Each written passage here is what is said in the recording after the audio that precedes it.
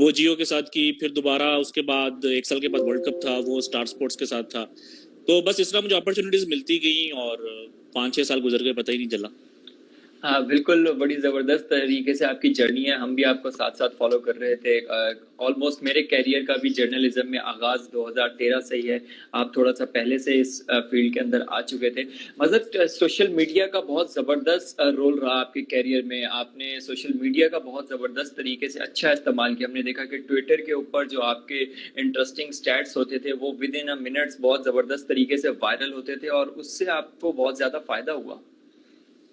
जी बिल्कुल, और मेरा ख्याल है कि आजकल तो अगर आप में टैलेंट है किसी भी लिहाज से, स्पेशली अगर आप मीडिया में आना चाहते हैं या इवन अगर आपका रोल मीडिया में नहीं भी है, तो इंटरनेट और सोशल मीडिया ये एक बहुत ज़बरदस्त प्लेटफॉर्म्स हैं अपना किसी भी किस्म का टैलेंट दिखाने के लिए। अभी मैं कई डॉक्टर्स को देखता हूँ कि वो अपने व्लॉग्स बना रहे होते हैं, उन चीज़ों को डिस्कस कर रहे होते हैं। कई लोग जो मतलब कि पहले कई लोगों को, मुझे याद है कि जब मैं पढ़ रहा था तो मेरे कई दोस्तों को खाना पकाने का शौक होता था, तो उनको कहीं पे जो है टैलेंट दिखाने का मौका नहीं मिलता था। तो अब आप देखें कि यूट्यूब के ऊपर कितने ऐसे चैनल्स हैं जिसमें कि लोग जो है लोगों को सिखाते हैं कि खाना कैसे पकाना है, अपना शौक भी पूरा कर लेते हैं और उनको उससे इनकम भी होती है। तो आई थिंक कि इंटरनेट ने कई चीज़ों में जो है लोगों की मुश्किलात जो है आसान कर दी हैं। मगर नंबर्स को निकाल के लेके आना ये आसान काम नहीं होता है, इसके पीछे काफ़ी ज़्यादा मेहनत लगती है। तो आप इस पूरे सिनेरियो के अंदर अगर देखते हैं तो कौन से ऐसे सॉफ्टवेयर्स हैं जिनके ऊपर आप बाकायदा तौर पे जुड़े रहते हैं, उनसे आप काम करते हैं, और जो यंगस्टर्स अब आपको देख के जो बहुत ज़्यादा वो भी आना चाहते हैं इस तरफ, उनको आप क्या मशवरा देंगे? देखिए, उनका मशवरा मेरा ख्याल उनके लिए मशवरा जो है वो ये है कि जो बिगिनर्स हैं उनके लिए तो सबसे बेस्ट जो ESPN क्रिकइंफो का जो स्टैट्स गुरु है, आई थिंक वो एक बहुत अच्छा टूल है चीज़ों में समझने के लिए। फिर अगर आपको वो यूज़ करना आ जाए तो उसके बाद माइक्रोसॉफ्ट एक्सेल जो है और माइक्रोसॉफ्ट एक्सेस जो है, इनमें कई ऐसी टेक्निक्स होती हैं जिसको यूज़ करके आप जो है वो मज़ीद जो है, मतलब कि आप उसको, मैं कैसे एक्सप्लेन करूँ कि जिस तरह स्टैट्स हैं उनको आप मज़ीद रिफाइन कर सकते हैं। कई ऐसे टूल्स हैं जो कि एक्सेस के अंदर होते हैं या एक्सेल के अंदर होते हैं, हमें आम तौर पे नहीं पता होता। मुझे भी बहुत देर के बाद उन चीज़ों का पता लगा था। तो कई ऐसी इन्फॉर्मेशन होती है जिसको कि हम निकाल सकते होते हैं, लेकिन हमें टूल्स का इस्तेमाल करना नहीं आता। तो आई थिंक एक तो मैंने जैसे आपको बोला कि ऑनलाइन अगर आप देखें तो इस टाइम सिर्फ आई थिंक के ESPN क्रिकइंफो है और एक क्रिकेट आर्काइव्स है। पहले वो फ्री होता था, अब उन्होंने जो है उसके ऊपर सब्सक्रिप्शन बेस्ड कर दिया, वो भी एक अच्छा टूल है। तो ये 2-3 चीज़ें हैं जिसको कि यूज़ करके आप स्टैट्स को निकाल सकते हैं और बाज़-औक़ात आपको खुद अपना भी डेटाबेस बनाना होता है। मज़र अब तक जिस तरह एक प्लेयर का कैरियर होता है उसके अंदर भी बहुत मैचेस होते हैं, हम गिन रहे होते हैं कि इसके इतने मैचेस हो गए, इतने ये सब कुछ हो गए। तो आप अपने कब तक कितने इंटरनेशनल मैचेस कर चुके हैं तीनों फॉर्मेट में? अच्छा, इंटरनेशनल मैचेस तो मुझे नहीं याद, ना मैंने कभी काउंट किए हैं, सारे तो काउंट नहीं किए। लेकिन रिसेंटली पता नहीं मेरे से किसी ने पूछा था तो मैंने टेस्ट मैचेस जो है वो काउंट करने की कोशिश की थी। तो टेस्ट मैचेस मेरे तकरीबन आई थिंक 55 के करीब है, मुझे एग्जैक्ट फिगर नहीं याद, 50 से ऊपर है। तो इंटरनेशनल मैचेस मैंने काउंट नहीं किए। और अगर आप T20 मैचेस काउंट करना शुरू कर दें जिस तरह PSL वगैरह, तो वो तो फिर मेरा ख्याल है कि शायद 1000 मैच भी हो गए हों अब तक। मज़र आप सबको स्टैट्स बताते हैं, पूरी दुनिया को, हर प्लेयर्स को उनके स्टैट्स बताते हैं, लेकिन आपने अपने स्टैट्स को याद नहीं रखा हो। आप जरूर नहीं, देखिए उसके अंदर आई थिंक कि उसके अंदर कोई फायदा तो है नहीं कि मतलब कि मैं अगर किसी को बताऊं कि मैंने 500 मैचेस कवर कर लिए हैं तो मुझे उसमें कोई बेनिफिट नहीं नजर आता। लेकिन ये है कि कभी जिस तरह आजकल क्वारंटीन में लोगों का बहुत ज़्यादा टाइम है, तो आपने ये याद करवाया तो हो सकता है मैं किसी दिन बैठूं तो मैं काउंट करूंगा कि मैंने कितने मैचेस कवर किए। लेकिन टेस्ट मैचेस मेरे 50 से ज़्यादा मैंने उनको अटेंड किया हुआ। अच्छा, सबसे ज्यादा आपको एज अ स्टैटिस्टिशियन कौन से फॉर्मेट में सबसे ज्यादा काम करते हुए मजा आता है? टेस्ट में, वनडे में, या T20 में? आई थिंक टेस्ट क्रिकेट में। उसकी वजह ये है कि टेस्ट क्रिकेट में आपके पास टाइम बहुत ज़्यादा होता है स्टोरीज को ढूंढने का और अपना टैलेंट एक्सप्रेस करने का। T20 में सिर्फ 3 घंटे की गेम होती है और बहुत फास्ट गेम होती है, रिप्लेस बहुत ज़्यादा होते हैं और फिर स्पॉन्सरशिप बहुत ज़्यादा इन्वॉल्व होती है। तो खासतौर पर जो T20 लीग्स होती हैं उसमें तो स्पॉन्सरशिप भी बहुत ज़्यादा होती है कि आप देखेंगे हर ओवर में 1-2 एड्स आ रहे होते हैं, जो कि यहाँ कोई इस तरह का शॉट आ रहा होता है कैमरे का कि जिसके अंदर कोई स्पॉन्सर की डिमांड होती है। इसी तरह T20 जो इंटरनेशनल्स हैं उसमें भी टाइम कम होता है। वनडे क्रिकेट भी ठीक है, लेकिन टेस्ट क्रिकेट में तो आपके पास 5 दिन होते हैं, तो आप उसमें कई ज़्यादा ग्राफिक, उसके अंदर फिर कई ऐसे फेजेस आते हैं जिसमें कि गेम बहुत ज़्यादा स्लो हो रही होती है, और उसके अंदर आपको डिमांड होती है कमेंटेटर्स की तरफ से भी या प्रोड्यूसर की तरफ से भी कि कोई ऐसा कंटेंट लेके आया जाए जिसके ऊपर बात की जाए। तो आई थिंक टेस्ट क्रिकेट में सबसे ज़्यादा मजा आता है। अच्छा, टेस्ट क्रिकेट में आपने ऑब्वियसली बताया कि इंटरेस्ट है, लेकिन आपकी इस पूरी जर्नी में कोई ऐसे मैचेस जो आप डिस्कस करना चाहें जब आपको सबसे ज्यादा उन मैचेस में काम करते हुए मजा आ रहा हो, जो स्टैट्स, क्योंकि स्टैट्स वाइज वो बहुत ज्यादा रिच हो मैचेस, कोई ऐसे मैचेस जो अभी तक आपने अपनी जर्नी में विटनेस किए? देखिए काफी ज्यादा मैचेस हैं, लेकिन आई थिंक के अगर आप सिर्फ स्टैट्स पॉइंट ऑफ व्यू से पूछ रहे हैं तो पाकिस्तान और वेस्ट इंडीज का जो टेस्ट मैच था शारजा वाला 2016 में, वो एक इंटरेस्टिंग मैच था, क्योंकि उसके अंदर आमिर ने कैच किया था अपने करियर में पहली बार। तो उसको हम थोड़ी देर पहले हमने डिस्कस किया था कि आमिर ने कभी अपने करियर में कैच नहीं किया, और आई थिंक 18 या 19 मैचेस वो खेल चुके थे, जो कि एक वर्ल्ड रिकॉर्ड था, एक अनवांटेड वर्ल्ड रिकॉर्ड था। तो जैसे ही हमने वो स्टैट को टीवी पे कैच किया था के, आई थिंक डैरिन ब्रावो जो है वो बैट्समैन थे। तो स्टैट्स पॉइंट ऑफ व्यू से ये है। फिर उसके अलावा 2014 में एक सीरीज हुई थी श्रीलंका की और साउथ अफ्रीका की श्रीलंका में, तो उसके अंदर भी कुमार संगकारा की बड़ी अच्छी फॉर्म चल रही थी। डेल स्टेन ने 5 आउट किए थे गॉल में, और उसमें प्लेयर्स बहुत मतलब कैसे प्लेयर्स थे जिनके ऑलरेडी बहुत ज़्यादा रिकॉर्ड्स थे। कुमार संगकारा, महेला जयवर्धने, रंगना हैरत और Hashim Amla, AB de Villiers, Dale Steyn. तो वो एक ऐसी सीरीज थी जिसके अंदर के माइलस्टोन्स और रिकॉर्ड्स बहुत ज़्यादा थे। अब तक जो आपने जो रिकॉर्ड्स डिग आउट सारे किए, उसमें से अगर आपसे पूछा जाए कि टॉप 3 रिकॉर्ड्स ऐसे कौन से हैं जो आप समझते हैं कि मेरे ये सबसे अब तक के बेस्ट थे, तो अगर आपको कोई याद हो तो? अच्छा, इसके ऊपर मैंने एक जो है वो आई थिंक पिछले साल एक थ्रेड भी मैंने बनाई थी ट्विटर के ऊपर। ये सिर्फ वो स्टैट्स हैं जो कि मैंने मतलब के निकाले थे। बाज़ वक़्त कई ऐसे स्टैट्स होते हैं जो आपको किसी और के थ्रू मिलते हैं, या आप उनको कहीं पे देखते हैं, आपको पता नहीं होता कि किस बंदे ने ये वाला जो स्टैट है वो निकाला था। तो अगर आप मेरा पर्सनली पूछें तो एक तो अभी मैंने रिसेंटली भी उसको जिक्र किया था कि इमरान खान जो हैं वो पाकिस्तान दुनिया के वाहिद कैप्टन है जिन्होंने इनिंग्स को तब डिक्लेयर किया जब उनका पर्सनल स्कोर 90s में था, श्रीलंका के खिलाफ 92 में, जो वर्ल्ड कप से पहले सीरीज थी, जो इमरान खान की लास्ट सीरीज थी। तो वो एक काफी इंटरेस्टिंग स्टैट था। उसके अलावा विराट कोहली और सचिन तेंदुलकर का 1000 रन्स करना श्रीलंका के खिलाफ, जब एक ही ग्राउंड के ऊपर एक ही डेट के ऊपर same number of inning, same number of matches और सेंचुरीज, वो एक इंटरेस्टिंग स्टैट था। और उसके अलावा एक अभी मैंने रिसेंटली जब आयरलैंड और इंग्लैंड का टेस्ट मैच हो रहा था लॉर्ड्स में, तो आयरलैंड एक सेशन में आउट हो गया था। तो तब मुझे बड़ी हैरानी हुई ये ढूंढ के कि पाकिस्तान दुनिया की वाहिद वो टीम है, टेस्ट टीम है, जो कभी एक सेशन में आउट नहीं हुई। हालांकि अगर आप पाकिस्तान के बैटिंग कोलैप्सेस देखें तो आपको बेतहाशा मिलेंगे, बल्कि ऐसा भी हुआ है कि मैच का आखिरी सेशन था और पाकिस्तान के 9 आउट हो गए। और ये टेस्ट हिस्ट्री में कभी भी ऐसे नहीं हुआ कि आखिरी सेशन हो और उसके अंदर आपके 9 आउट हो जाए और आप मैच हार जाए। तो फिर भी पाकिस्तान दुनिया की वाहिद टीम है जो कि कभी एक सेशन के अंदर जिसके कभी 10 आउट नहीं हुए। तो ये 2-4 इंटरेस्टिंग स्टैट्स है जो कि मैंने रिसेंटली निकाले थे। मजर, ये तो आपने बताया जो इंटरेस्टिंग स्टैट्स है, कुछ ऐसे भी स्टैट्स होंगे जब आपने उनको निकाला होगा, बीइंग अ क्रिकेट फैन भी कभी कभार पाकिस्तान की एक अटैचमेंट भी है, तो कभी दुख हुआ यार ये वाला स्टैट जो मैंने निकाला था ये बड़ा उस प्लेयर के लिए काफी मजाक बना, या उसके लिए वो हुआ, या इस तरह की कोई चीज कभी निकाली हो? जिस तरह कोई एक प्लेयर्स होता है जिनका कंटिन्यूस फेलियर चलता हुआ आ रहा होता है लेकिन लोगों को पता नहीं होता, तो वो ऐसा कोई स्टैट देखें उसके अंदर एक ऑब्वियसली आप उसको सोचते भी हैं इस तरह की चीज़ को शेयर करते हुए, लेकिन आपको बाज़ औक़ात मजबूरी होती है कि आपको वो चीज़ें हाईलाइट करनी पड़ती हैं। तो लास्ट ईयर जब वर्ल्ड कप हो रहा था तो तब मैंने शुएब मलिक से रिलेटेड एक स्टैट ये निकाला था कि उनकी इंग्लैंड में 12 या 13 की एवरेज थी, और उन्होंने अपने करियर में 20 सालों में कोई 25 वनडे इंटरनेशनल्स खेले थे यूके में, जिसके अंदर की सिर्फ एक 50 थी, और वो एक 50 भी कार्डिफ में थी। और वो एक ऐसा ग्राउंड है मतलब जो कि एशियन टीम्स को सूट करता है, और वो मतलब कि पाकिस्तान सीरीज हार गया हुआ था। तो वो एक आई थिंक मुझे अफसोस हुआ था कि मैंने तब निकाला था जब पाकिस्तान और इंडिया का मैच हो रहा था और शुएब मलिक 0 पे आउट हो गए थे।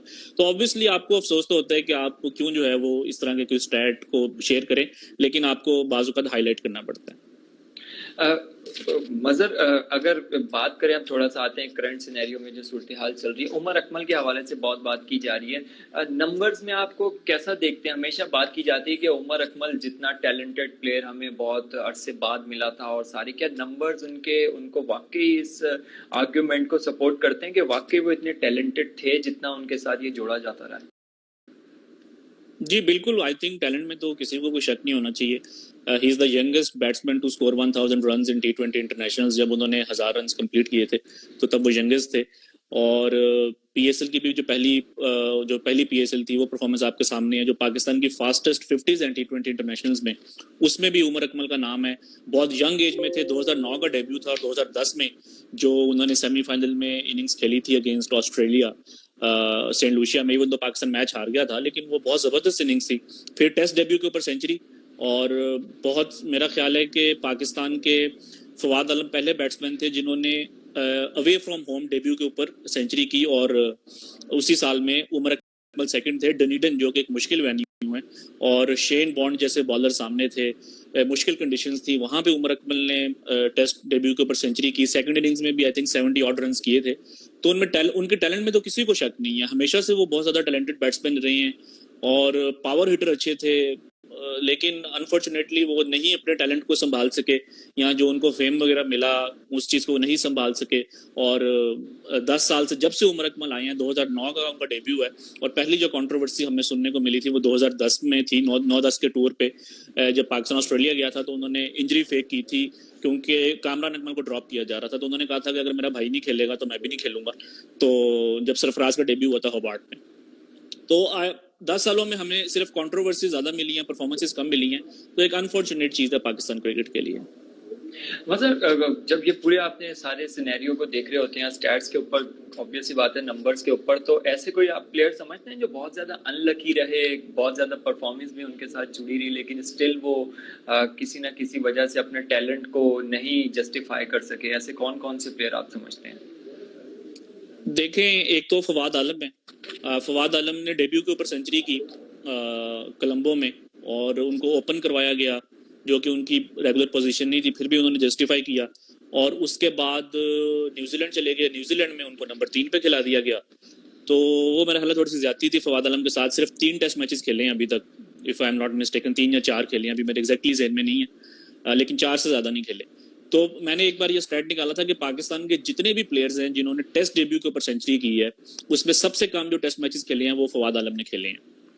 और जो उनका स्ट्रॉन्गर जो उनका फॉर्मेट था, यानी कि 4 day cricket, red ball cricket, तो उसमें तो उनको चांस ही नहीं दिया। आप 2014 में उनको लेकर आए टीम में, एशिया कप आपने उनको खिलाया, तो आपने उनको वनडे में खिला दिया, और वनडे में भी उन्होंने बुरा परफॉर्म नहीं किया था, उन्होंने सेंचुरी कर दी थी, और एक श्रीलंका में हम्बनटोटा में एक मैच जितवाया था उन्होंने बड़ा अच्छा। तो टेस्ट क्रिकेट जो कि उनका स्ट्रॉन्गर फॉर्मेट है, उसमें आपने उनको 10 सालों में मौका नहीं दिया, जो कि एक बड़ी हैरानकुन बात है। अभी वो ठीक है, स्क्वाड में आए हैं, लेकिन आई थिंक जब मिसबाह जूनियर रिटायर हुए थे तो पहला जो हक बनता था और जो चांस बनता था वो फवाद आलम का बनता था कि आप उनको खिलाते। आप ये बातें कर सकते हैं कि जी वो फ्लांग कंडीशंस में नहीं खेल सकता, इधर उधर नहीं खेल सकता, लेकिन कम से कम आप उनको होम और यूएई में तो खिलाते। और जब तक आप किसी को खिलाएंगे नहीं, आप ये कैसे कह सकते हैं कि ये प्लेयर उन कंडीशंस का नहीं है? तो आई थिंक जो प्लेयर्स अवेलेबल थे और फिर भी वो परफॉर्म नहीं कर सके, उनमें फवाद आलम है। उसके अलावा अगर आप कंट्रोवर्सीज की बात करें तो ऑब्वियसली आसिफ को देख के अफसोस होता है कि आसिफ का जो रिकॉर्ड था वो एक बड़ा ज़बरदस्त रिकॉर्ड था। हर जगह पे वो आउट करते थे। बड़े बड़े जो बैट्समैन हैं, अगर आप उनसे पूछें कि who was the toughest bowler you face, तो उनका नाम, उनके मुंह से हमें आसिफ का नाम सुनने को मिलता है। एबी डिविलियर्स हो, केविन पीटरसन हो, और तो ये है। उसके अलावा अगर आप इंजरीज की बात करें तो मोहम्मद जाहिद एक ऐसा टैलेंट है जो कि पाकिस्तान का ज़ाया हुआ। 96 में डेब्यू के ऊपर 10 आउट किए उन्होंने न्यूजीलैंड के खिलाफ, और उसके बाद वो खेल नहीं सके, लेकिन उनका मसला इंजरीज का था। तो ये 2-3 नाम है जो कि आपको अफसोस होता है कि ये क्यों पाकिस्तान के लिए ज़्यादा लंबा नहीं खेल सके। मतलब जो अभी अगर हम देखते हैं पाकिस्तान टीम के अंदर जो बहुत सारे ऐसे यंगस्टर्स हैं जो अब टीम के अंदर आने के लिए खड़े हुए हैं। और हम देखते हैं कि जो हमारे सीनियर्स भी कुछ ऐसे प्लेयर्स हैं जो भी अब आने के लिए टीम के अंदर मुसलसल वो अपने नंबर बड़े ज़बरदस्त तरीके से अपनी जब भी मौका मिलता है, जैसे कामरान हो गए और कुछ ऐसे प्लेयर्स हैं, तो आप कौन से ऐसे नंबर्स को देखते हैं जिनकी परफॉर्मेंस हमेशा से उनको बैक कर रही है, लेकिन टीम का पार्ट बनना उनकी लक की वजह से या उनके साथ जो कुछ सिनेरियोज जुड़े हैं उनकी वजह से नहीं हो पाते? हमने देखा है कि 4-5 ऐसे नाम हैं जो कंटिन्यूसली डिस्कशन में रहते हैं पाकिस्तान टीम में रीजन के लिए, तो ऐसे कौन कौन से हैं जो वाकई अपने नंबर्स को जस्टिफाई करते हैं टीम में आने के लिए? देखें, एक तो फवाद आलम का मैंने ऑलरेडी जिक्र किया कि जो उनकी स्क्वाड में भी आप जी स्क्वाड में हैं, लेकिन उनको प्लेइंग 11 में अभी तक मौका नहीं मिला। उसके अलावा एक समी असलम है, अगर आप उनके रिकॉर्ड देखें रिसेंटली तो उन्होंने भी बड़ा अच्छा परफॉर्म किया है, और मेरा ये ख्याल है कि उनको पहला उनका राइट था जब इमामुल हक का डेब्यू हुआ है, तो आई थिंक आपको थोड़ा सा लंबा रन देना चाहिए था समी असलम को। इमामुल हक भी नो डाउट बहुत ज़्यादा उनमें टैलेंट है और अच्छा परफॉर्म कर रहे हैं, लेकिन एक पैकिंग ऑर्डर होता है कि आपने पहले इसको ट्राई करना है, फिर आपने इसको ट्राई करना है। ये नहीं है कि एक प्लेयर 2-4 साल से परफॉर्म कर रहा है और एक नया प्लेयर आके पहले सीजन में अगर कुछ कर दे तो आप उसको ले आएं, तो आई थिंक ये थोड़ा सा अनफेयर होता है। समी असलम के अलावा उसके अलावा एक और अभी मेरे जहन में एक नाम आया था जो कि अभी निकल गया, दोबारा याद आया तो मैं आपको बताता हूँ। ठीक है मजहर, आपने लास्ट शान मसूद का अगर आप वनडे रिकॉर्ड देखें तो आई थिंक कि उनको वनडे में उतनी अपॉर्चुनिटीज नहीं मिली जितनी कि उनको मिलनी चाहिए थी, और एक वो सीरीज खेले थे, वर्ल्ड कप का प्रेशर था कि वर्ल्ड कप में सिलेक्ट होंगे कि नहीं, और वो सीरीज जो कि पाकिस्तान 5-0 हार गया, तो आई थिंक कि शान मसूद को भी वनडे क्रिकेट में थोड़ा लंबा रन देना चाहिए। उनका जो रिकॉर्ड है 50 ओवर्स क्रिकेट में बहुत अच्छा है। मजहर, आपने लास्ट ईयर मैंने आपकी देखी थी, मेरे ख्याल डॉन के लिए एक वो प्रिडिक्शन के हवाले से पीएसएल की टीम्स का हवाले से था, तो उसमें आपने जो प्रिडिक्शंस की थी वो काफ़ी ज़्यादा जो है वो फिट बैठी थी, और उसमें लाहौर कलंदर के हवाले से आपने लास्ट उसको रैंक किया था, वो सही हुआ था। लेकिन इस साल जब आपने 2000 लास्ट जो सीजन किया उसके लिए जो प्रिडिक्ट किया था उसमें लाहौर कलंदर के हवाले से भी आपकी जब स्क्वाड सिलेक्शन हुआ था तो मैंने ट्वीट देखा था, तो आप ज़्यादा खुश नहीं थे, लेकिन लाहौर कलंदर ने आखिरी मैचेस में बड़ा ज़बरदस्त कमबैक किया और ऑलमोस्ट फेवरेट बन गई थी। तो बीइंग लाहौरी और ये सारी चीज़ें लाहौर से और कमबैक करना हम देख रहे थे कि आपकी अक्सर वो चलती रहती थी ट्विटर के ऊपर भी, तो इसको कैसे देखते हैं कि लाहौर कलंदर ने जो नंबर्स थे, जो डेटा जिसकी बात की जाती थी उसके और अगेंस्ट गए और ज़्यादा अच्छा तरीके से परफॉर्म किया? अच्छा, मैंने इस साल ये कहीं पे भी नहीं कहा था कि लाहौर जो है लास्ट पे आएगा, मैंने लास्ट ईयर ये बात की थी जी लास्ट पे आएगा। मैंने स्क्वाड सिलेक्शन के हवाले से आप ज्यादा खुश नहीं थे जब ट्वीट हुआ किया था, जैसे ही जब ये स्क्वाड का ड्राफ्ट कंप्लीट हुआ था तो कुछ ट्वीट आया था, ज्यादा खुशी आपने इजहार नहीं किया था, तो वो मैंने देखी थी तो वही मेरे ज़हन में आया, तो मैंने उस हवाले से क्वेश्चन किया। जी देखिए, मेरा ख्याल है कि लाहौर को हमेशा से इश्यूज रहे हैं, उनके ड्राफ्ट में बहुत ज़्यादा इश्यूज होते हैं, स्पेशली विकेट कीपर बैट्समैन के हवाले से। इस बार बेन डंक को उन्होंने कीपिंग करवाई और वो जो है उनके लिए एक किस्म का सोना साबित हुआ कि बेन डंक जो करते गए उसमें लाहौर जो है वो कामयाब हुआ। तो मेरा ये ख्याल है कि इस बार लाहौर की कामयाबी की वजह एक तो उनको कंडीशंस बहुत अच्छी मिली थी। पहले जब वो यूएई वगैरह में खेलते थे तो 150-160 रन भी मुश्किल से होते थे। पाकिस्तान की विकेट्स के ऊपर 180, खासतौर पे पिंडी में 180, 90 और 200 रन करना जो है वो कोई इतना मुश्किल काम नहीं था, और लाहौर की स्ट्रेंथ उनकी पावर हिटिंग थी और उस चीज़ से जो है उनको बहुत फायदा हुआ। दूसरा आप ये देखें कि लाहौर का मैं कोई उनका क्रेडिट उनसे नहीं ले रहा, लेकिन उनका प्ले ऑफ्स में सेमीफाइनल में जाने की एक रीज़न ये भी थी कि कोयटा को बहुत सारे इश्यूज हो गए थे। जो कोयटा है उनका उमर अकमल शुरू में चले गए, उसके बाद प्लेयर्स कुछ इंजरीज थी, नसीम शाह भी 1-2 मैचेस में बाहर बैठे, बेन कटिंग भी 1-2 मैचेस में बाहर बैठे, तो ये भी एक वजह थी। और ऊपर से जो पीएसएल में इस बार जो अगर आप पॉइंट्स टेबल देखें तो वो इतना कंपेटिटिव था कि अगर एक भी टीम कोई एक आधा मैच हार जाती तो उसकी पोजीशन चेंज हो सकती थी। फॉर एग्जांपल इस्लामाबाद नंबर 6 के ऊपर आए हैं, लेकिन अगर इस्लामाबाद एक भी मैच और जीत जाते, एक उनके मैच में बारिश हो गई थी, तो अगर इस तरह का वो मैच जीत जाते तो हो सकता है कि इस्लामाबाद भी जो है वो टॉप 4 में चला जाता। तो इस तरह के जो फॉर्मेट्स होते हैं उसमें प्रेडिक्ट करना बहुत मुश्किल हो जाता है। साथ में हम क्वेश्चंस भी इंक्लूड करते रहते हैं जो फैंस पूछे। एक कुमैल हैं, उन्होंने पूछा है कि बटलर का कोई अच्छा सा स्टैट्स बताएं। जॉस बटलर का स्टैट ये है कि वर्ल्ड कप में भी उन्होंने पाकिस्तान के खिलाफ सेंचुरी की, और जो उनकी फास्टेस्ट सेंचुरी है जब उन्होंने 2015 में की थी, तो जो दुबई में जब 350 किया था तो वो भी पाकिस्तान के खिलाफ थी, जो कि उस टाइम इंग्लैंड की सबसे फास्टेस्ट सेंचुरी थी। तो पाकिस्तान के खिलाफ तो वैसे ही उनको खेलने का मजा आता है, और आई थिंक कि उनकी एवरेज भी पाकिस्तान के खिलाफ कोई 70-80 की है वनडे क्रिकेट में। वर्ल्ड कप से पहले तो इसके करीब करीब थी, ऑब्वियसली वर्ल्ड कप में उन्होंने सेंचुरी की। तो यही उनका स्टैट है कि वो पाकिस्तान के खिलाफ खेलना जो है बहुत पसंद करते हैं। मतलब कभी ऐसा हुआ कि आपके पास कोई नंबर्स आपके जहन में हो और प्लेयर कोई बड़ी अचीवमेंट के लिए जा रहा हो और मैच से पहले उससे मुलाकात हो जाए और आप उससे वो शेयर करें और वो फिर जाके वो कंप्लीट कर ले या उसके जहन में भी ना हो, कभी इस तरह के हुए वाकयात?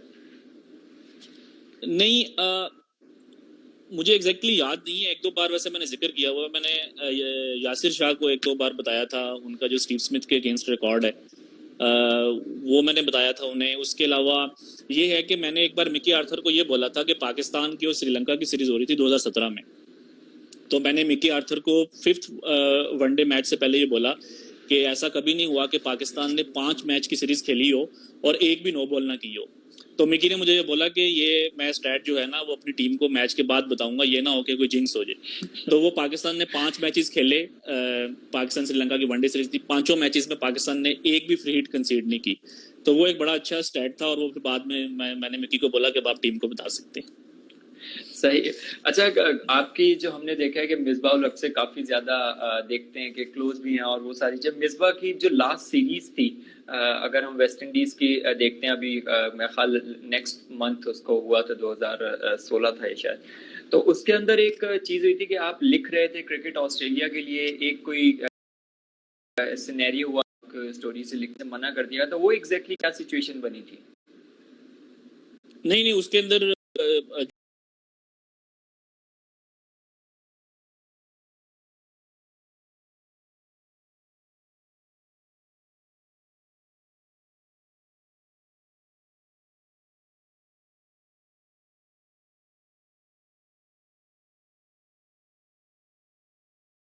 वो स्टोरी आ गई क्रिकेट ऑस्ट्रेलिया के ऊपर, तो वो थोड़ी सी कंट्रोवर्सी बन गई थी। उसके बाद यूनुस खान भी मेरे से जो है वो थोड़ा सा नाराज हुए। मैं उनकी, जब उन्होंने 10,000 रन किए तो जमैका में एक इवेंट था जहाँ पे यूनुस खान को बुलाया गया था उनके एजाज के लिए, तो मैंने फिर उनको वहाँ पे जाकर सारा एक्सप्लेन किया। तो फिर यूनुस खान को भी आइडिया हुआ कि मतलब कि उन्होंने जो बात की थी वो उसको मीडिया में इस तरह से उसको कोई और एंगल दे दिया गया। उसके बाद खैर यूनुस खान ने उन्होंने उस चीज़ को क्लैरिफाई कर दिया था।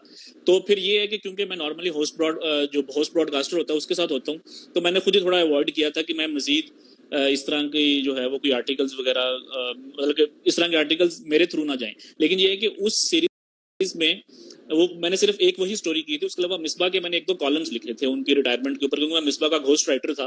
तो मिसबा जो क्रिकेट ऑस्ट्रेलिया के लिए आर्टिकल्स लिखते थे तो वो मैं उनके साथ बैठता था और वो फिर हम लिखते थे। तो आई थिंक कि वो तो उसके बाद भी हमने जो आर्टिकल्स लिखे थे। और वेस्ट इंडीज सीरीज के बाद आई थिंक वो वेस्ट इंडीज सीरीज 16 मई को खत्म हुई है और 15 दिन के बाद चैंपियंस ट्रॉफी शुरू हो गई थी। तो चैंपियंस ट्रॉफी में मैंने क्रिकेट ऑस्ट्रेलिया के लिए मैंने लिखा था।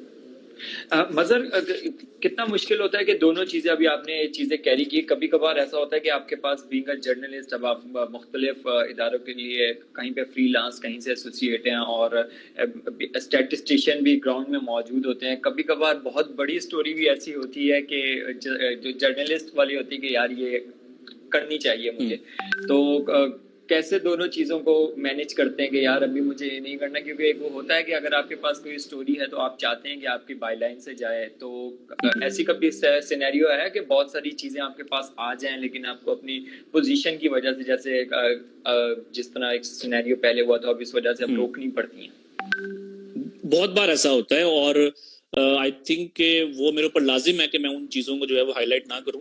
उसकी वजह ये है कि मैं अब वैसे मैं अपने आप को जर्नलिस्ट अब कहता भी नहीं हूँ। उसकी वजह यही है कि आपको फिर मतलब कि फेयर हो के कई चीज़ों को हाईलाइट करना पड़ता है। तो अगर आप मेरे आर्टिकल्स भी पढ़ें तो मैं उन आर्टिकल्स को स्टैट्स बेस्ड या फैक्ट्स बेस्ड रखता हूं और एक अपना ओपिनियन देता हूं। उसके अंदर न्यूज़ नहीं होती। यानी कि फॉर एग्जांपल अगर मुझे ये न्यूज़ मिले कि जी उमर अकमल को पीसीबी 3 साल के लिए बैन करने लगा, तो मैं ना उसके ऊपर ट्वीट करूंगा, ना मैं उसके ऊपर मैं कोई आर्टिकल लिखूंगा, क्योंकि वो फिर थोड़ा सा अनफेयर हो जाता है।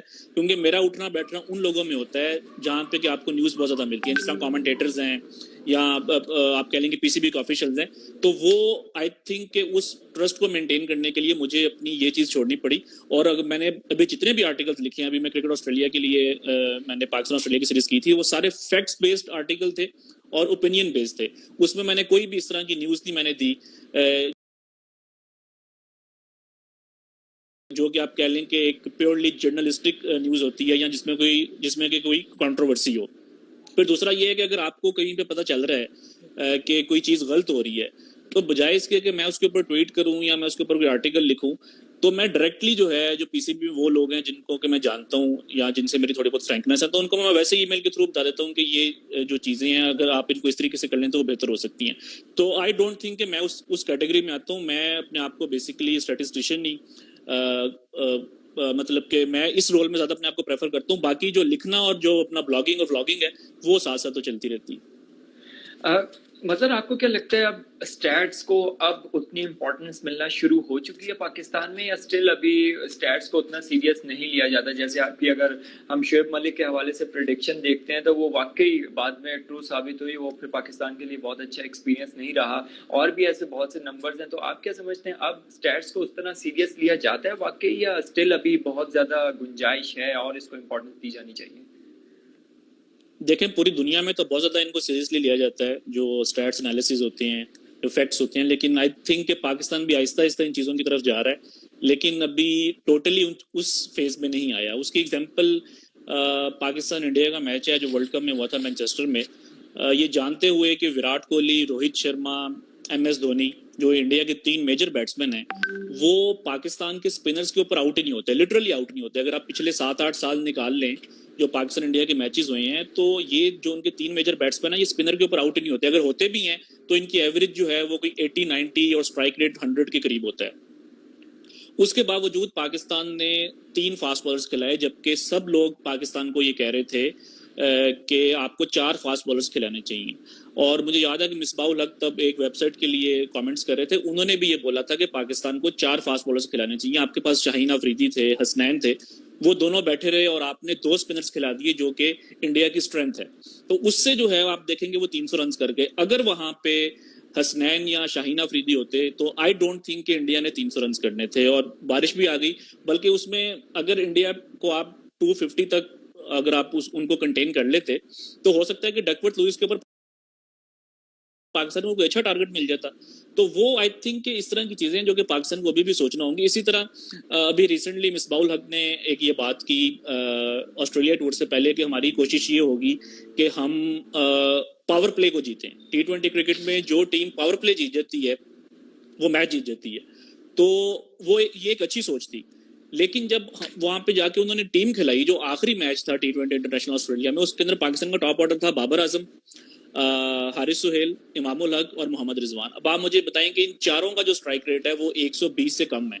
तो आप ये कैसे एक्सपेक्ट कर सकते हैं कि ये 4 प्लेयर्स आपको पावर प्ले जितवा के दे सकते हैं? तो आई थिंक थोड़ा सा इन नंबर्स के ऊपर भी पाकिस्तान की टीम को सोचना चाहिए कि अगर आपकी प्लानिंग ये है कि आपने पावर प्ले जीतना है, तो आप पावर प्ले में उन बैट्समैन को भेजें जो कि अच्छे स्ट्राइक रेट के ऊपर स्कोर कर सकते हैं। जिस तरह फखर जमान थे, आई डोंट थिंक कि उनको जो है ड्रॉप करना चाहिए था। तो ये कुछ चीज़ें हैं जो कि आई थिंक पाकिस्तान को अभी भी इन चीज़ों के बारे में सोचने की ज़रूरत है।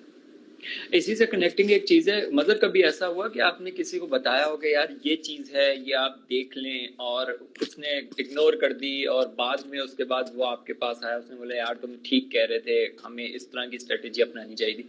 कभी इस तरह की कोई सिनेरियो हुआ?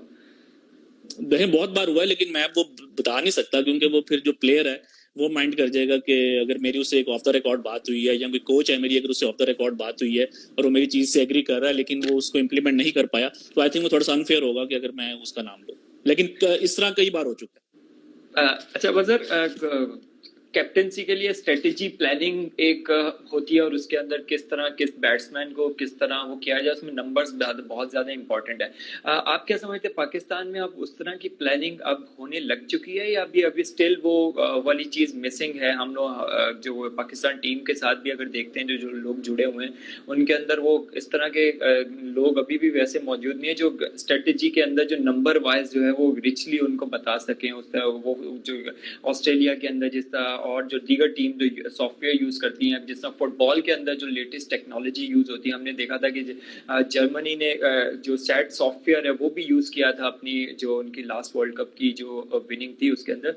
तो आप क्या समझते हैं टेक्नोलॉजी वाइज अब वो वाले सॉफ्टवेयर और वो वाली सारी टेक्निक यूज होना शुरू हुई हैं पाकिस्तान में, या स्टिल अभी हम लोग बहुत ज्यादा पीछे हैं? नहीं, आई थिंक आहिस्ता आहिस्ता वो कल्चर आ रहा है और पीएसएल से बहुत फर्क पड़ेगा, क्योंकि अगर आप इस बार पीएसएल में मुल्तान सुल्तान्स को देखें तो वो इंग्लैंड से 2-3 लेकर आए थे एनालिस्ट, और क्रिकविज जो कंपनी है जो कि इस तरह का डाटा प्रोवाइड करती है उसके ऑपरेटर्स आए हुए थे। तो उसमें आप ये देखें कि कई मैचेस ऐसे हुए कि मोइन अली ने 50 रन किए और अगले मैच में उनको नंबर 4 के ऊपर भेज दिया गया, क्योंकि उनकी स्ट्रेटेजी ये होती थी कि जो दूसरी टीम है उनके जो ओपनिंग बॉलर्स हैं वो इस तरह के बॉलर हैं जिसके ऊपर मोइन अली स्ट्रगल कर सकता है। इसी तरह कई ऐसे मैचेस थे जिसमें कि James Vince left arm spinners के ऊपर स्ट्रगल करते हैं, तो उन्होंने जेम्स विंस को ड्रॉप कर दिया क्योंकि अगली टीम के पास अच्छे लेफ्ट आर्म स्पिनर्स थे। तो इस तरह के जो मैचअप्स हैं, इस तरह के जो सिनेरियोज हैं, आई थिंक वो आहिस्ता आहिस्ता पाकिस्तान की क्रिकेट में आ रहे हैं और पीएसएल से बहुत फर्क पड़ेगा, क्योंकि अगर लोग ये देखेंगे कि मुल्तान की टीम या इस्लामाबाद की टीम डेटा को यूज करके सक्सेसफुल हो सकती है, इवन दो कि इस्लामाबाद इस साल उतना अच्छा परफॉर्म नहीं कर सका लेकिन 2 बार तो वो जीते हुए हैं, तो आई थिंक आहिस्ता आहिस्ता ये वाला कल्चर फिर इवेंचुअली पाकिस्तान टीम में भी आ जाएगा। मजर आगे बढ़ते हैं थोड़ा सा, और पीएसएल के अंदर हम देखते हैं कि चीजें अब उस तरह आगे आना शुरू हुई हैं कि तमाम ही लोगों को नई अपॉर्चुनिटीज मिल रही हैं। जिस तरह हर तरह से हमने देखा है कि कोचिंग के भी अब नई अपॉर्चुनिटीज क्रिएट हुई, प्लेयर्स के लिए भी हुई, तमाम लेवल, तो स्टैटिस्टिशियंस के लिए भी उस तरह अपॉर्चुनिटीज क्रिएट हुई हैं जो यंगस्टर जिस तरह आगे सामने आ सकें। कोई ऐसे नए नाम जो आपकी नजर से गुजरे हों जो इस सारे सिनेरियो में सामने आए हों? देखिए, स्टैटिस्टिशियन का तो मैं नहीं कह सकता, लेकिन उसके अलावा कई ऐसे लोग हैं जो कि पीएसएल में टीम्स के साथ हैं। जिस तरह आप हसन चीमा को देखें, हम दोनों ने एक साथ ही स्टार्ट किया था, हम दोनों का पहला टूर एक साथ था साउथ अफ्रीका का, तो तब हम दोनों जो है वो लिख रहे थे, तो आप देखेंगे वहाँ से वो इस्लामाबाद की टीम में चले गए। इसी तरह रेहान है, वो भी शुरू में ब्लॉगिंग करते थे और वो भी इस्लामाबाद के साथ है। नबील हाशमी है, वो पहले जर्नलिस्ट थे, वो अब कोयटा की टीम के साथ हैं। हैदर अजहर हैं, वो भी जो है लिखा करते थे और अब मुल्तान की टीम के साथ है। तो अपॉर्चुनिटीज तो बहुत लोगों के लिए हैं, और फिर बाहर से भी कुछ लोग आ रहे हैं। जैसा कि मैंने आपको कहा कि इस बार पैट्रिक नून है जो कि क्रिकविज के ऑपरेटर हैं, वो आए हुए थे। नेथन लीमन है जो कि पहले इंग्लैंड की टीम के साथ होते थे, वो भी मुल्तान के साथ थे। तो अपॉर्चुनिटीज तो बहुत से लोगों के लिए।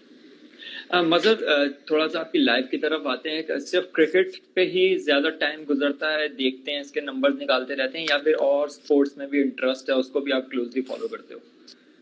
देखिए, पहले मुझे हॉकी में बहुत ज़्यादा इंटरेस्ट था, बल्कि मैंने ज़्यादा हॉकी खेली है कंपेयर टू क्रिकेट। क्रिकेट में मैं कोई अच्छा प्लेयर नहीं था, तो मैं जिस स्कूल में था उसमें हॉकी बहुत ज़्यादा पॉपुलर थी और हॉकी मैंने बहुत ज़्यादा खेली है और बहुत ज़्यादा इंटरेस्ट होता था मुझे। मुझे याद है 2004 की जो चैंपियंस ट्रॉफी हुई थी पाकिस्तान में, उसके सारे मैचेस मैंने ग्राउंड में देखे थे। 6 मैचेस थे, 5 ग्रुप मैचेस और एक जो है वो 3rd पोजीशन का मैच था। एक मैच मैंने मिस किया था क्योंकि वो मॉर्निंग में था और मॉर्निंग में मेरा स्कूल में जो है पेपर था। तो इस हद तक मुझे हॉकी में इंटरेस्ट था कि मैं उसका भी कोई मैच मिस नहीं करता था। लेकिन फिर आपको पता है कि हॉकी का एक ऐसा डाउनफॉल स्टार्ट हुआ। 2010 का जो वर्ल्ड कप हुआ था इंडिया में, उसके अंदर पाकिस्तान को वुडन स्पून मिला। फिर उसके बाद अब पाकिस्तान ना ओलंपिक्स में क्वालिफाई करता है, ना वर्ल्ड कप में क्वालिफाई करता है। बस कभी हमें जो है वो 2-4 साल के बाद एक अच्छी परफॉर्मेंस देखने को मिल जाती है। तो वो फिर ऑब्वियसली जब आपकी टीम परफॉर्म ही ना कर रही हो, बल्कि किसी बड़े इवेंट में खेल ही ना रही हो, तो आपका आहिस्ता आहिस्ता इंटरेस्ट जो है खत्म हो जाता है। और मुझे ये डर पाकिस्तान की टीम से लगना शुरू हो गया था, जो पाकिस्तान की क्रिकेट टीम है, कि 2015-16 में पाकिस्तान की ये हालत हो गई थी कि हो सकता है कि वो चैंपियंस ट्रॉफी या वर्ल्ड कप के लिए क्वालिफाई ना करें। बल्कि आप जर्नलिस्ट हैं, आपको आइडिया होगा कि जो पाकिस्तान जिम्बाब्वे की सीरीज थी 2015 में, उसको पीसीबी ने आगे कर दिया था अक्टूबर में, क्योंकि पाकिस्तान जब श्रीलंका गया तो पाकिस्तान ने वहाँ पे क्वालिफाई किया। तो अब उनको ये खतरा हो गया कि अगर तो पाकिस्तान ने अगर जिम्बाब्वे से एक भी मैच हार गया तो पाकिस्तान चैंपियंस ट्रॉफी के लिए क्वालिफाई नहीं करेगा, क्योंकि पाकिस्तान की टीम उस टाइम नंबर 8 के ऊपर आगे हुई थी। और इंटरेस्टिंगली वाकई वो हुआ कि वो मैच जो पाकिस्तान हारा था जिम्बाब्वे से, आई थिंक 3rd या 4th अक्टूबर को पाकिस्तान वो मैच आ रहा था और 30 सितंबर जो है वो कट ऑफ डेट थी चैंपियंस ट्रॉफी की। तो अगर वो मैच एक हफ्ता पहले हो जाता तो पाकिस्तान ने चैंपियंस ट्रॉफी में नहीं जाना था, लेकिन पाकिस्तान चैंपियंस ट्रॉफी में गया और जीत भी गया। तो ये एक बड़ी हैरानकुन बात थी। इसी तरह 2017 में भी पाकिस्तान का जो चैंपियंस ट्रॉफी से पहले ये खतरा था कि पाकिस्तान वर्ल्ड कप के लिए डायरेक्टली क्वालिफाई करता है कि नहीं। तो उसमें पाकिस्तान वेस्ट इंडीज में एक सीरीज जीता 2-1, और उसके बाद फिर चैंपियंस ट्रॉफी में पाकिस्तान ने बड़ा अच्छा परफॉर्म किया, तो पाकिस्तान ने अपनी पोजीशन सिक्योर की। वरना मुझे ये लगता है कि अगर Pakistan world cup qualifying round में चला जाता, जिस तरह की हमने देखा है कि वेस्ट इंडीज भी काफी उन्होंने स्ट्रगल किया, और जिस तरह की वहाँ पे टीम्स थी, स्कॉटलैंड और जिम्बाब्वे और अफगानिस्तान जिस तरह खेल रहे थे, तो वो तो पाकिस्तान की वर्ल्ड कप में पार्टिसिपेशन भी खतरे में पड़ सकती थी। तो लेकिन लकीली पाकिस्तान को उस टाइम थोड़े अच्छे प्लेयर मिले, हसन अली, शादाब, ये सब अच्छे प्लेयर हैं, फखर जमान, इन्होंने परफॉर्म किया और पाकिस्तान जो है वो डायरेक्टली वर्ल्ड कप में गया। अच्छा, एक और मेरे वैसे आपने एक पूरी जर्नी डिस्कस की, तो उस दौरान सरफराज कैप्टन थे। एक और बहुत ज्यादा डिस्कशन है, रेगुलरली हम सुनते हैं, कभी कोई बोल रहा होता है, कभी कोई इस हवाले से बोल रहा होता है, कैप्टन का रोल हम T20 टीम नंबर 1 थी, जब सरफराज को हटाया गया तो बहुत सारी आर्ग्यूमेंट थे कि अगर नंबर 1 टीम का कैप्टन था। इस पूरी जर्नी में जो सरफराज की जो टीम नंबर 1 तक पहुंची, तमाम ही प्लेयर का बहुत ज्यादा कंट्रीब्यूशन था। समझते हैं इसमें कैप्टन का कितना कंट्रीब्यूशन था, कितनी ज्यादा उसकी जो शामिल थी, क्योंकि हम देखते हैं कि परफॉर्मेंस वाइज जो टॉप परफॉर्मर्स थे उसमें सरफराज टॉप 3-4 में नहीं आते थे, लेकिन उनका रोल आप कैसे देखते हैं उसको? देखिए, मेरा ख्याल है कि थोड़ा सा अनफेयर था सरफराज के साथ।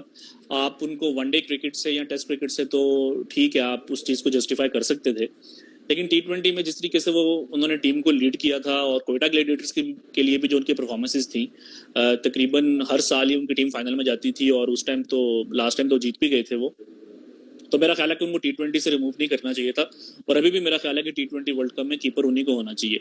कैप्टन का एक बहुत इंपॉर्टेंट रोल होता है। मैंने अभी कल ही जो है मैं बात कर रहा था मिकी आर्थर से, उनका मैंने एक थोड़ा सा फैक्ट्स बेस्ड और स्टैट्स बेस्ड मैंने एक इंटरव्यू किया, वो आपको अनकरीब देखने को भी मिल जाएगा। तो उन्होंने भी ये कहा कि जो सरफराज हैं उस टीम का एक बहुत इंपॉर्टेंट रोल था उनका। लेकिन आई थिंक थोड़ी सी जो गलती है वो सरफराज से भी हुई है कि आप एज ए कैप्टन जो है, आपकी इज्जत तब होती है जब आप परफॉर्म कर रहे हो। इज्जत या आपकी इंपॉर्टेंस आप लोगों को तब रियलाइज करवाते हैं जब आप परफॉर्म कर रहे हो।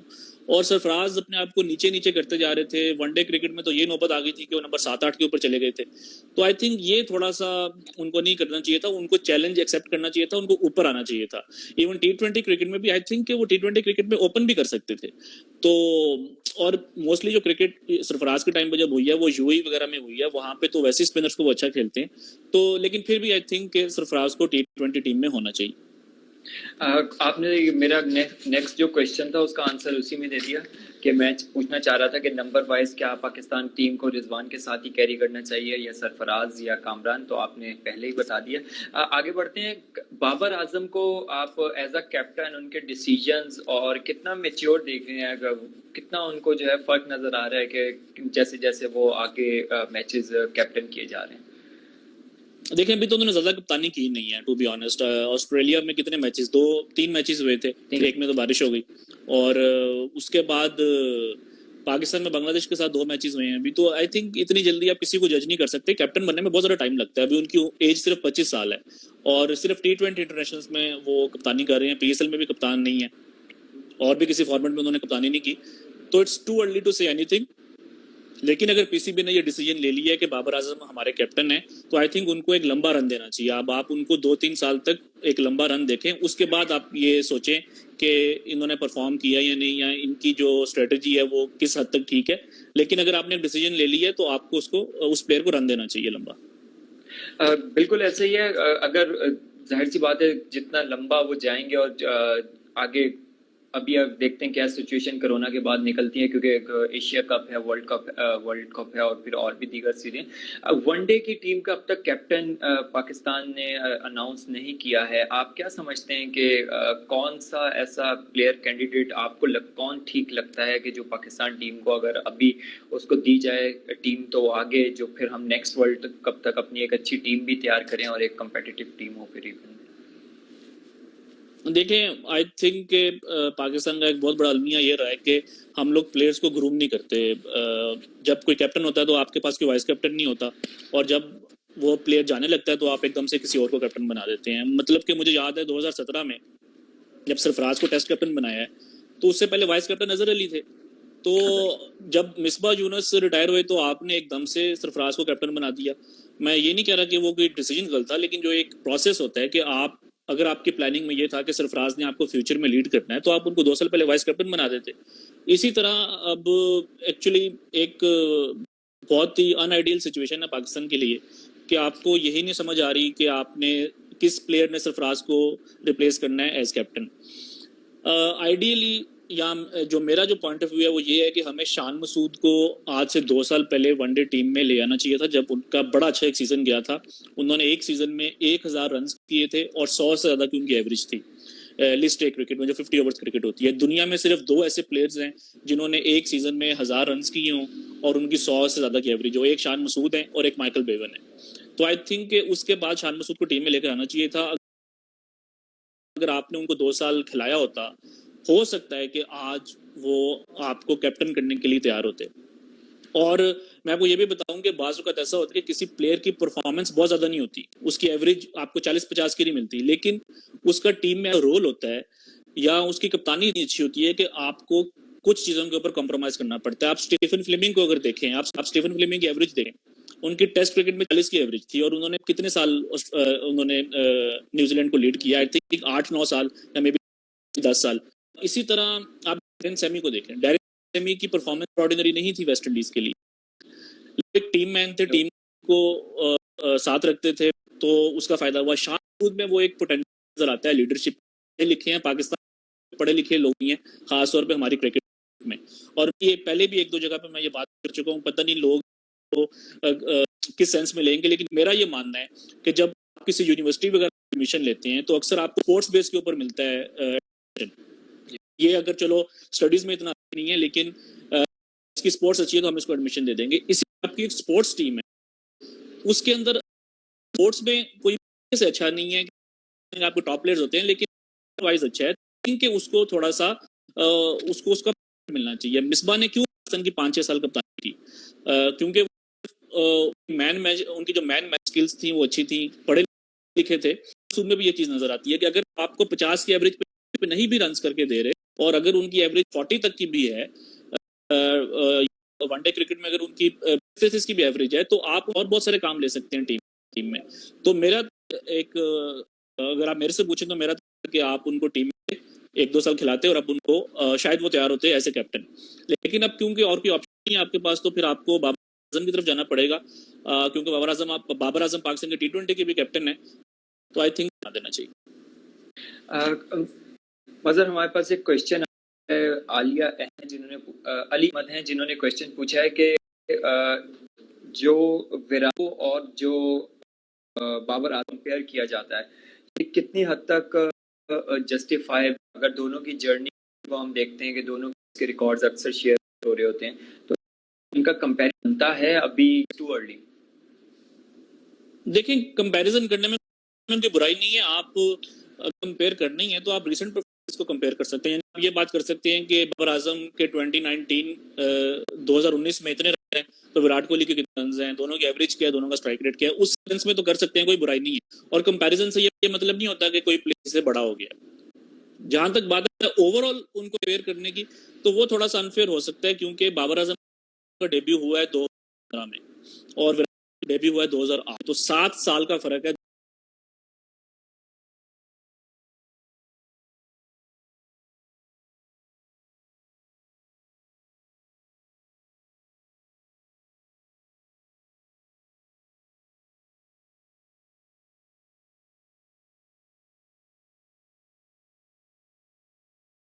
के ऊपर आउट हो गए।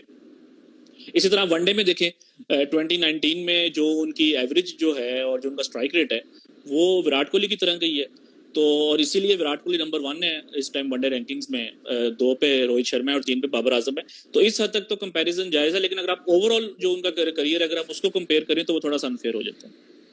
मतलब जिस लेवल के जितनी ज़्यादा तेज़ी से जो रिकॉर्ड्स अब देखते हैं, जो ग्राफ्स हैं इनके, फ़खर एक टाइम पे बहुत तेज़ी से रन्स कर रहे थे, लेकिन फ़खर का ग्राफ उस तरह आगे नहीं बढ़ा।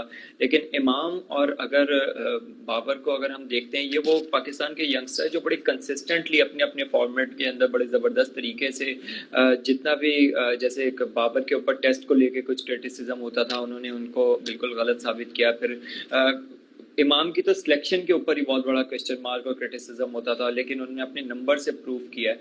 तो इसको आप कैसे देखते हैं कि ये जो इमाम और की जो जर्नी रही अब तक, अगर इमाम को हम देखते हैं तो? देखिए, इमामुल्लाह ने बड़ा अच्छा परफॉर्म किया है और उनकी अच्छी परफॉर्मेंसेज हैं। एक साउथ अफ्रीका में भी सेंचुरी की और इंग्लैंड में भी एक सेंचुरी की। पहले उन पे ये था कि सिर्फ वीक टीम्स के अगेंस्ट वो सेंचुरीज अपना कर रहे थे जिम्बाब्वे या श्रीलंका के खिलाफ, लेकिन उन्होंने आई थिंक के ये साबित किया कि वो बड़े मैच के भी प्लेयर हैं और वर्ल्ड कप में भी सेंचुरी की उन्होंने बांग्लादेश के खिलाफ। तो आई थिंक के टैलेंट तो उनमें बहुत ज़्यादा है, लेकिन मसला एक ये है कि हम लोग सिर्फ देखते हैं एवरेजेस को और सेंचुरीज को। मेरा ये मानना है कि अगर एक ऐसा ग्राउंड है जहाँ पे के ऑन एवरेज बैट्समैन आपको 80 गेंदों के ऊपर सेंचुरी करके देते हैं, अगर आप वहाँ पे 100 गेंदों के ऊपर सेंचुरी कर रहे हैं तो ये अच्छी परफॉर्मेंस नहीं है, ये एवरेज परफॉर्मेंस है। आप इससे अपनी टीम को विनिंग पोजीशन में नहीं लेकर आ सकते। फॉर एग्जांपल नॉटिंघम एक ऐसा ग्राउंड है जहाँ पे कि हमें 400 रन देखने को मिलते हैं। वहाँ पे जो जितने भी रिसेंटली मैचेस हुए हैं डोमेस्टिक के, आपको 400 रन नजर आएंगे। इंग्लैंड ने वहाँ पे 444 किया, इंग्लैंड ने वहाँ पे 481 किया, और रिसेंटली भी जो वहाँ पे मैचेस हुए हैं आपको 350 से ऊपर रन्स नजर आएंगे। इस तरह के ग्राउंड के ऊपर अगर आप 100 गेंदों के ऊपर सेंचुरी कर रहे हैं तो वो अच्छी परफॉर्मेंस नहीं है, वो मैच लूजिंग परफॉर्मेंस है।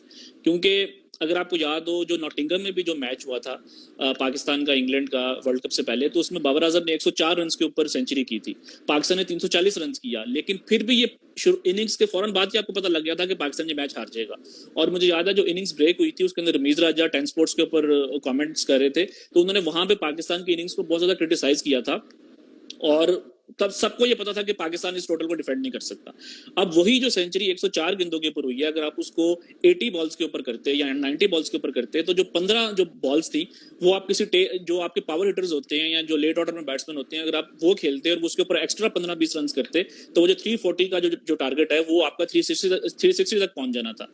तो आई थिंक ये जो छोटे छोटे पॉइंट्स हैं इनको भी नोट करना होगा। सिर्फ सेंचुरीज के लिए हमें नहीं जाना चाहिए। बाबर आजम ने वर्ल्ड कप में सिर्फ एक सेंचुरी की, लेकिन उनकी जो परफॉर्मेंस थी हर मैच में मैच विनिंग परफॉर्मेंस थी। बांग्लादेश के खिलाफ 96 किया, पाकिस्तान जीता।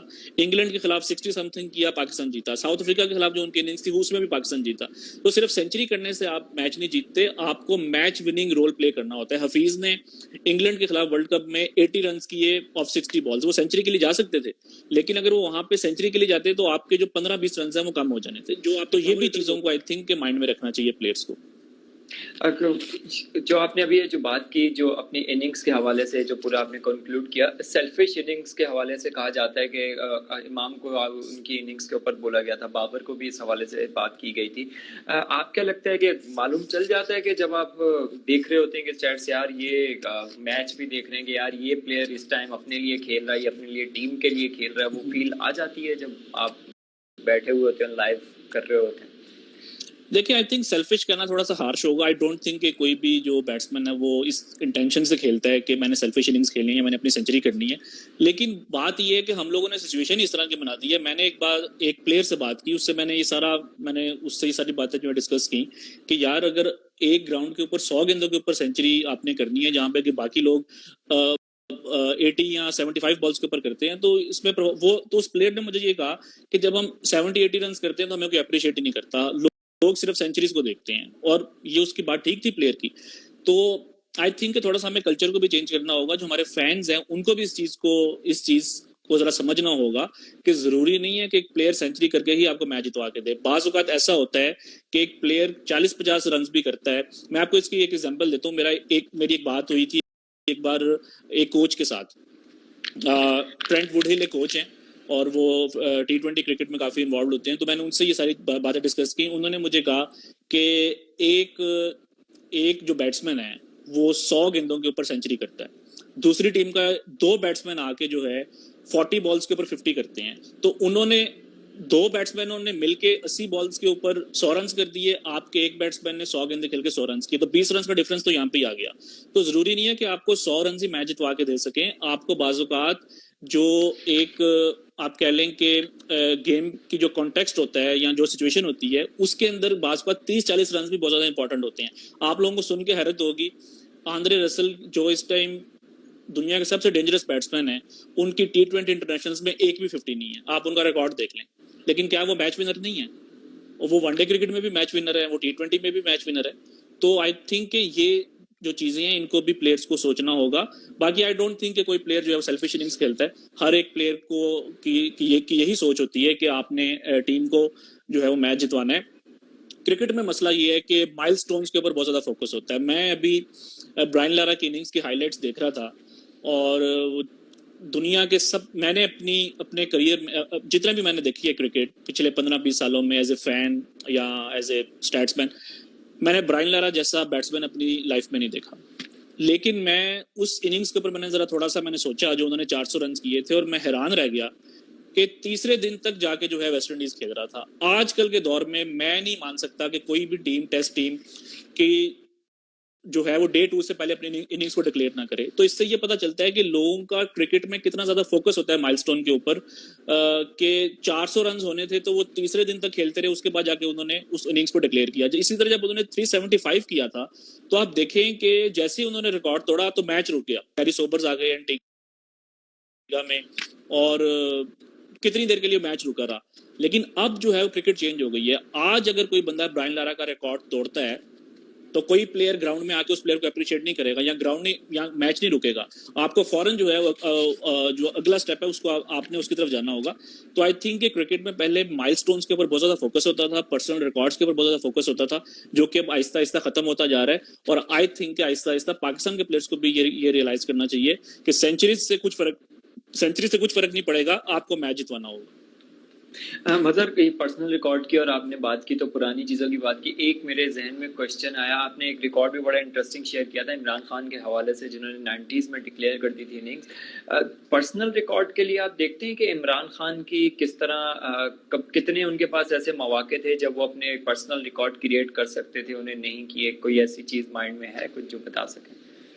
देखिए, इमरान खान तो वैसे ही थोड़ा नीचे खेलते थे, तो उसमें तो आपको बहुत कम मौका मिलता है कि आप सेंचुरी की तरफ जा सके, खासतौर पे वनडे क्रिकेट में।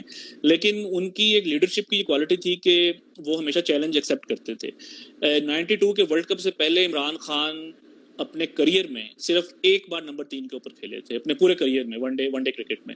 लेकिन 92 वर्ल्ड कप में वो 3 बार नंबर 3 के ऊपर आए, सेमीफाइनल में भी नंबर 3 पे आए, फाइनल में भी। और उन्होंने ये बताया कि मुझे जो है ये चैलेंज लेना है। तो आई थिंक कि वो अगर अपने आप को सिर्फ बचाने का सोचते तो हो सकता है वो नीचे जाके आराम से अपनी बारी भी ना लेते, बाकियों के ऊपर जिम्मेदारी डाल देते। लेकिन उन्होंने जिम्मेदारी ली। वो 90 पे जो उन्होंने डिक्लेयर किया श्रीलंका के खिलाफ, एक तो वो एग्जांपल है कि वो माइलस्टोन्स के ऊपर नहीं जाते। इसी तरह जावेद मियांदाद जब 280 के ऊपर खेल रहे थे हैदराबाद में इंडिया के अगेंस्ट, तो उस time Javed Miandad Garry Sobers का शायद जो रिकॉर्ड था 375 रन का, 367 का, वो उसको तोड़ सकते थे। तो लेकिन इमरान खान ने डिक्लेयर कर दिया। और शायद जो श्रीलंका के खिलाफ जो इमरान खान ने डिक्लेयर किया, शायद उसी रिएक्शन में किया कि उन्होंने जावेद मियांदाद को ये दिखाना था कि पर्सनल माइलस्टोन की कोई इंपॉर्टेंस नहीं होती, you have to play for the team. हमारे से क्वेश्चन पूछा गया है राना फ्रॉम मक्स, शायद इनका कुछ नाम है। खैर, statistically was Kapil much better than Imran Khan? नहीं, I don't think so. I think Imran Khan जो हैं उस एरा में जितने भी ऑलराउंडर्स थे, Richard Hadlee, Kapil Dev, Ian Botham, उनमें सबसे जो आगे थे वो इमरान खान थे। और अगर आप उनकी परफॉर्मेंसेस देखें एज कैप्टन, जो है उनकी बैटिंग एवरेज 50 से ज़्यादा की है और बॉलिंग एवरेज उनकी 20s में है।